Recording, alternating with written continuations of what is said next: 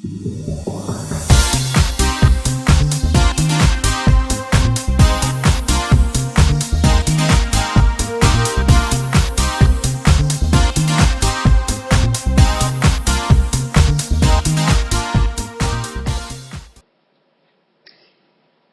is Sharon Vornholt with the Louisville Gals Real Estate blog, and I am really happy to have Brandon Turner with me today. Brandon is the senior editor and the community director over at Bigger Pockets, in addition to being a full-time real estate investor. He lives in Washington State. He's been investing in real estate since he was 21. Now, he's still pretty young, but he's got some really solid experience down. He's also a guitar player and a world traveler, which we're going to talk about. So I'm glad to have you today, Brandon. Well, thank you, Sharon. I'm glad to be here. This whole thing with Bigger Pockets, I know, is a pretty new thing for you. You've worn quite a few hats in your 27 years. You've been an ex-banker, a contractor, a flipper, a maintenance guy. You've built quite a little resume for yourself in a pretty short time. So tell me a little bit about how you got started. And did you come right out of school and go into banking, or how did that all work? Yeah, I actually went to school I was a history major. And the only reason I chose history is because when I looked at the number of credits I had kind of going into my final year of college, I figured I could graduate a semester early if I switched to a history major. Mm-hmm. So I did that, and just to get out quickly, because I really didn't enjoy college much. Mm-hmm. And had no idea what I was going to do after that at all. I never thought I'd actually go into banking. That was just kind of an accident, actually. I started investing in real estate, and I bought a house, and just because I didn't want to rent, and so I bought one. I was working I think I was making $9 an hour, and back then, banks were throwing money around. So kid right out of college making $9 an hour, sure, and they qualified me for a $200,000 house, which was insane. I didn't buy that big of a house, but they qualified me for it. And so I bought that, I fixed it up, I sold it, and I thought, well, that was a lot of fun. I should do that again. And so that's how I got into real estate. And then I started flipping as the market just started dropping. So I would buy a property, and then the market would drop, and I'd buy another one, it would drop. And it wasn't the greatest way to make a living off that. So that's how I went to the bank to try to get a loan, and I didn't get a loan, but they offered me a job, just talking to them. So I took the job, and I did that for a year until the market kind of leveled. Yeah, I had the same experience. I was rehabbing. And then the market started to go down, and they sat so long. Your money was just tied up so long. And I was using short-term construction loans, and then you had to worry, gosh, am I going to run out? What if I have to refinance? And I got into wholesaling kind of the same way, just almost by accident. So it's funny when you talk to people how the path that they take to get into real estate it just seems to almost fall into place. Yeah, it does. It's very, and I tell people today that they want to get into real estate. Everybody wants, a plan, and they want, this is a step-by-step way to do it, which is nice to have, but most good investors I know, it grew organically, from accidents and just from life happening. I think that's the best way to learn anything, is organically. I think it's a good idea to have a general direction of where you want to go, but I've asked almost every single person, what does your business look like today compared to what it looked like you thought it was going to look like? And every single person said it bears no resemblance to the way I started out.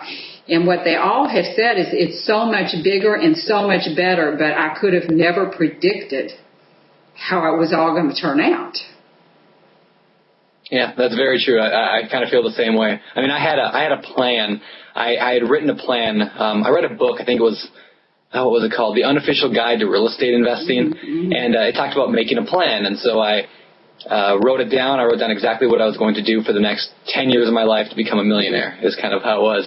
And I followed I'm following fairly close to it, but I moved a lot faster than I thought I would. And again, that was kind of just by accident. I kind of fell into a few deals that were great that I didn't expect. I didn't go out and find them. But yeah, my where I am today is way different than Yeah, you what I had really actually made, planned. I talk to people all over the country and all different ages, and you're one of a couple of people I know that has really just grown organically pretty fast in the big scheme of things, because you've got real estate investors that have been around 20 years that probably aren't where you are. Yeah, I like to think I'm either lucky or very blessed. Either way, I've had a good run so far. Well, I think it takes a combination of all of that. Pretty.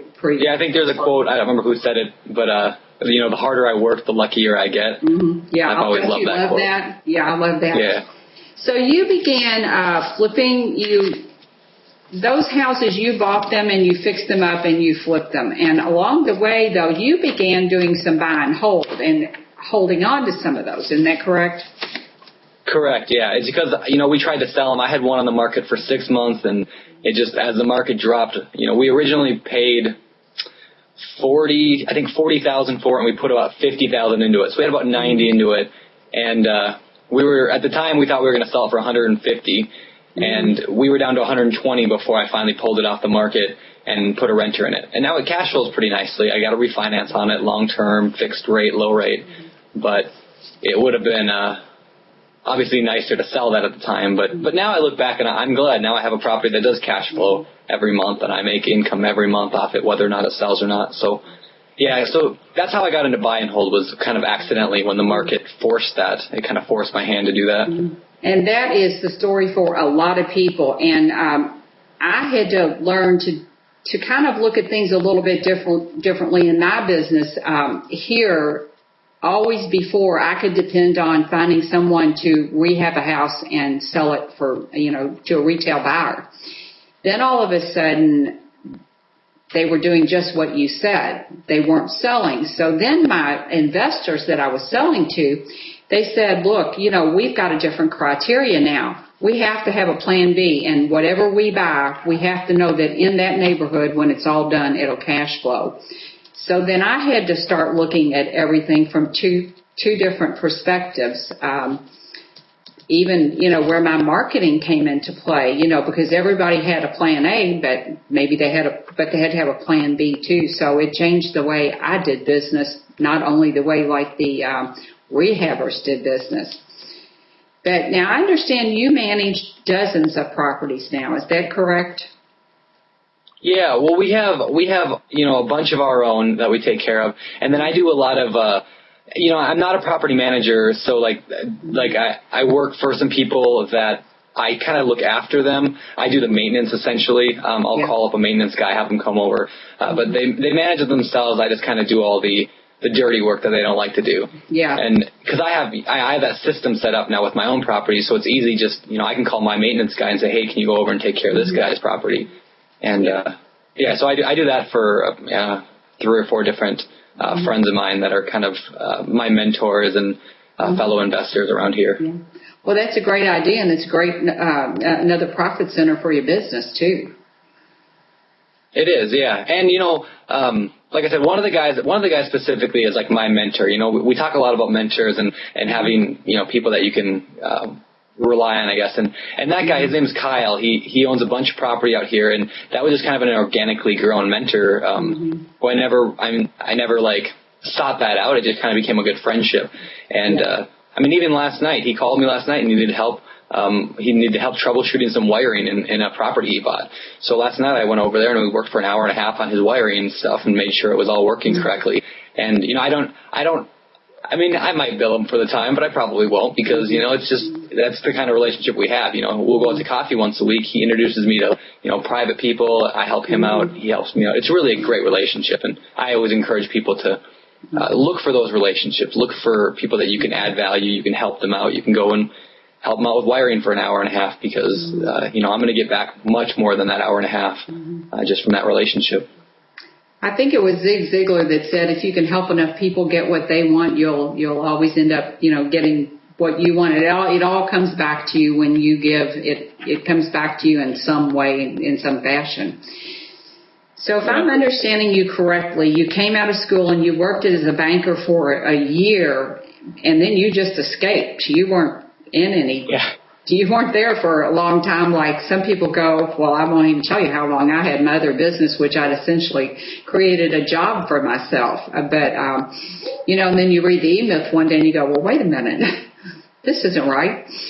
But so you got out, you escaped the 9 to 5, and you obviously haven't looked back since. I think that's safe to say.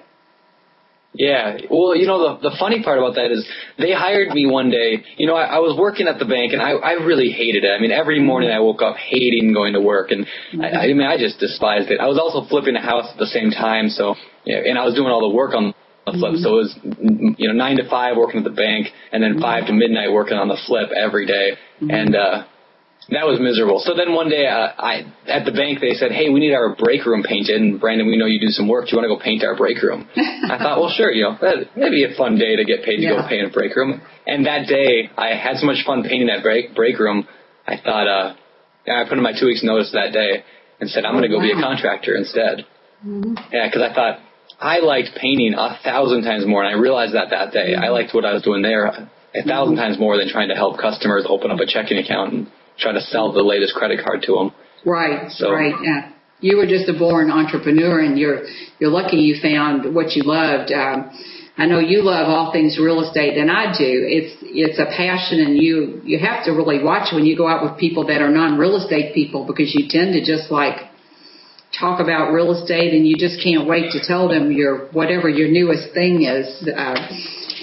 So I know from being on Bigger Pockets and writing for them, and you write for them, and you've now moved into a much bigger role on that site. I'm sure most people know what Bigger Pockets is, but biggerpockets.com is an online site, an awesome site for real estate investors and other people that are interested in that. So how did it come about, other than the fact that Josh was killing himself doing everything?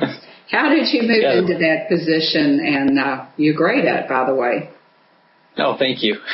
Yeah, I started actually, I was Facebook friends with Josh, and, we chatted a lot because, like you said, I wrote for him, and I had another blog at the time, and he put a thing on there saying Bigger Pockets is looking for a community manager, and I read the kind of description, and I thought, this is exactly what I'm doing with my own blog. By that, it was exactly what I was doing.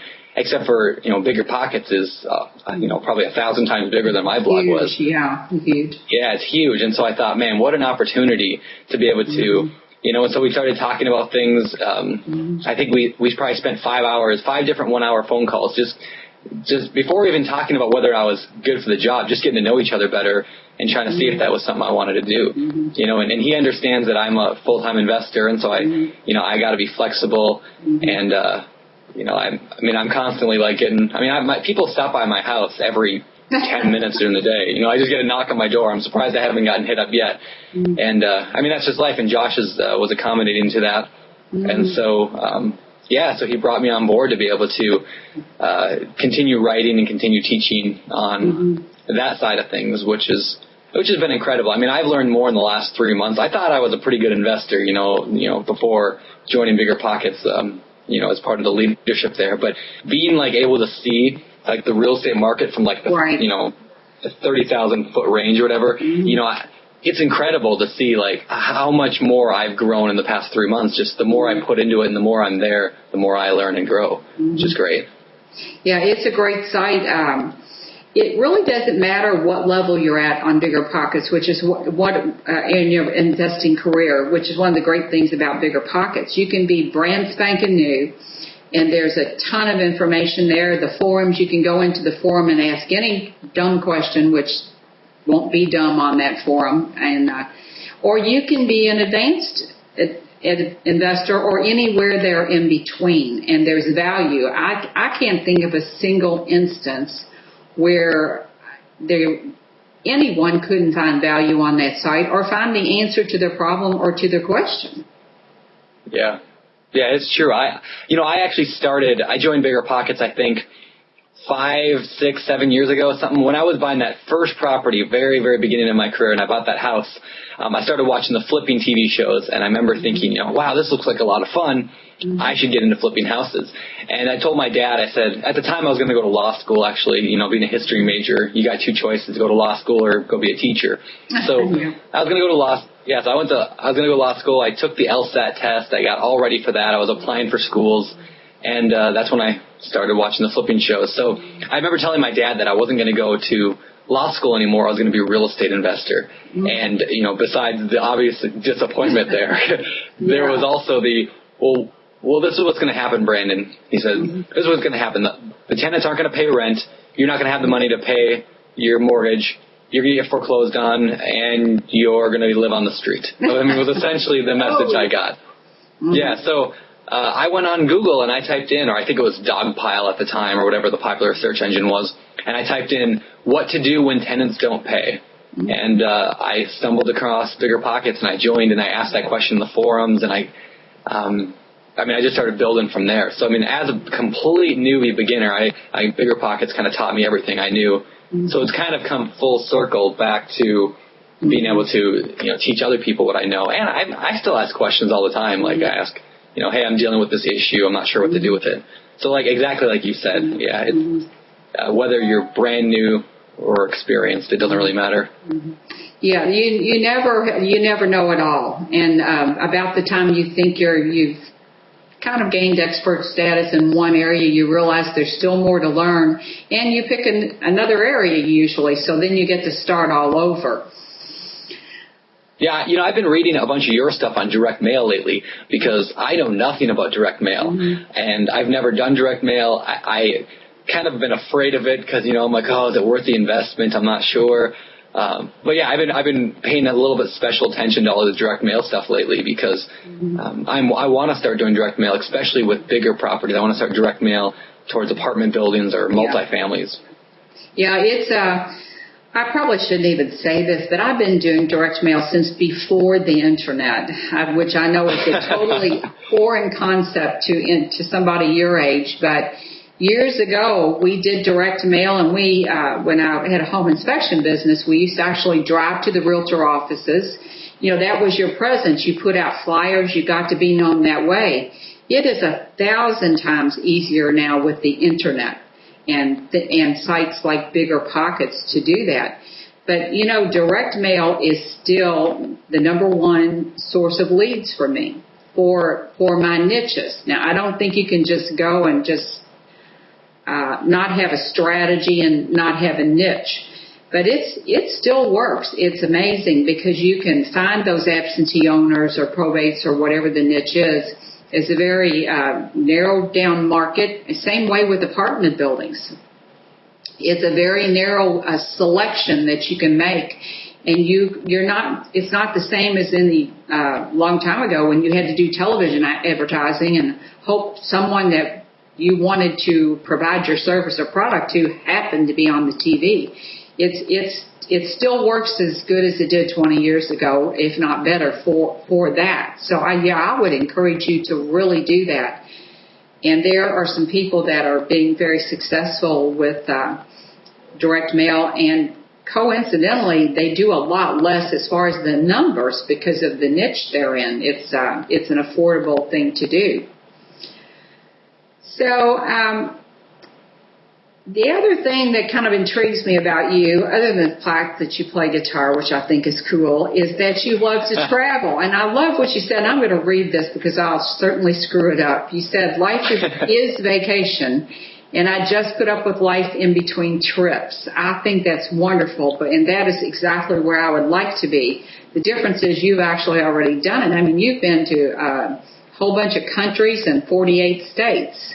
So how did you manage to do that? Do you just take off and travel just because? Well, I grew up, my dad and mom love vacation. We used to go on we went on 4 vacations a year. My dad had 4 weeks of vacation, and we always drove. No matter where we went, we drove. So it started at a young age. And then when I got married, we usually go 2 or 3 times a year. We'll try to do a big trip somewhere. Now, I have to admit, the early trips were not I probably should not have done them because at the time I thought, well, I'm going to be flipping this house. I'm going to make $20,000 on this house. Let's go to Hawaii. Yeah. And then the house didn't sell, and we ended up just renting it. It's like, well, now what? Now we got some credit card debt to pay off. So I admit that some of those weren't the best ideas, but no, I absolutely love to travel. We still do as much as we can. We went to Europe last year, and I'm hoping to go back again this year. We just did the backpack thing. We went from London, we went over to Paris, Switzerland, and then Italy for a couple of weeks, and that was amazing. That's very cool. I love it. So the more travel I can do, the better. And I kind of look at real estate as like that's my ticket to be able to travel more. Mm-hmm. It is, because you can truly design your life around it. And I think that is the part of having a plan that you need to think about. I think it's what kind of a lifestyle do I want? And then that will influence your decisions, possibly on the types of real estate you do, or maybe you'll mix it up and you'll do some and then you can take a break and go travel. But you certainly cannot have that kind of freedom with a job. There's just no way you can have that when you have a job. Yeah, no, that's very true. And a lot of it is because I know that that's the kind of lifestyle I want to lead. I know that I have to create systems that allow that to work. And so, I hired a resident manager to live at the apartment complex so that way he can take care of all the maintenance concerns that I have there. And he shows units, and I've kind of had those systems in place. We're getting into, I like to bill my tenants. I know a lot of landlords don't do that, but I really like the idea of monthly bills. So I'm trying to find, and I found a couple like automated billing companies that will just send out the bills every single month.